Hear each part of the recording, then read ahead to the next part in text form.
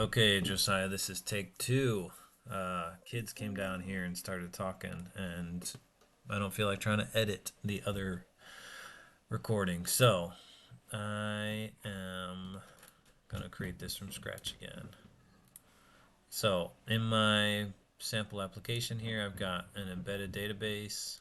I got a data logger recording all the members of a particular UDT.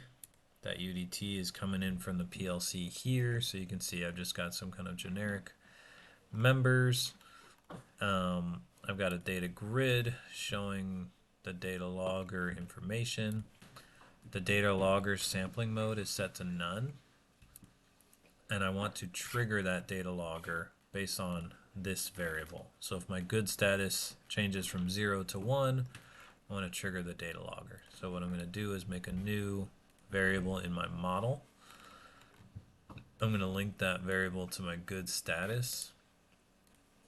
Change the data type to Boolean just to match the data type of the good status. Then under this guy, let's rename this. So I'm going to call this log trigger. And then I'm going to do a new transitioned event.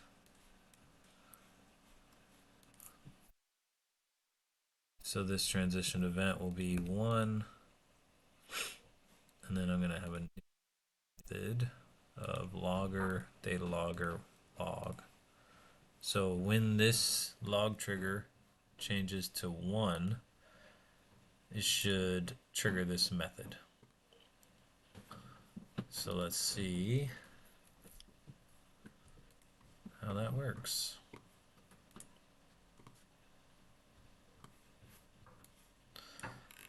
So I've got my data log here, got my PLC program here, so let's change the value there, change the value there, and there we go. We have a new row.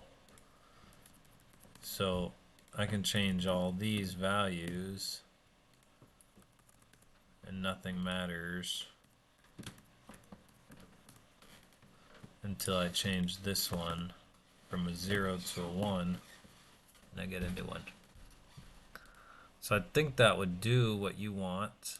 I would just do one more thing. I'd probably come into this and set a limit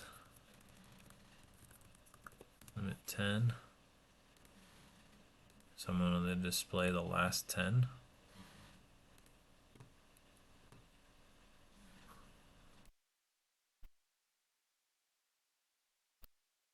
Now whenever this tag goes from a 0 to a 1,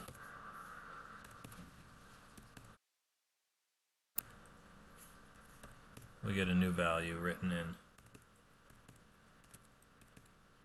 to our data log. So that's handy. You might want to do this. So say you want to write a 0 back into that value.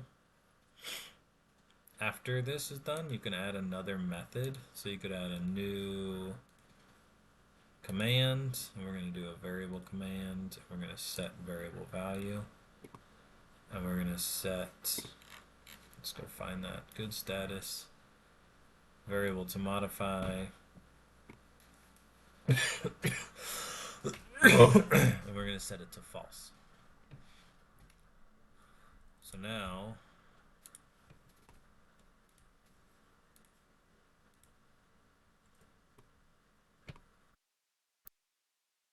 let's get this all open again. So I'm going to put a 1 in there. Did that work? Let's make sure that worked. So let's see, let's put a 0 in here and put a 1 in there, and we got a new value. And then it immediately wrote it back to a 0 for me. Just as like a handshake, right? To say, hey, I grabbed the data. We're not doing anything with this method to confirm that you did actually get the data. It's going to execute the method to attempt to log, and then it's going to execute the method immediately afterwards to set the variable to a 0. So if for whatever reason this log fails, this would still happen. If we wanted to get the status of this event, that would be more complicated. And we'd have to do something like checking that a new value was actually written to the data table, which we'd probably end up having to do in C sharp or maybe a combination of other objects. But for now, at least we can log the data and then set the trigger back to 0. So hopefully that helps.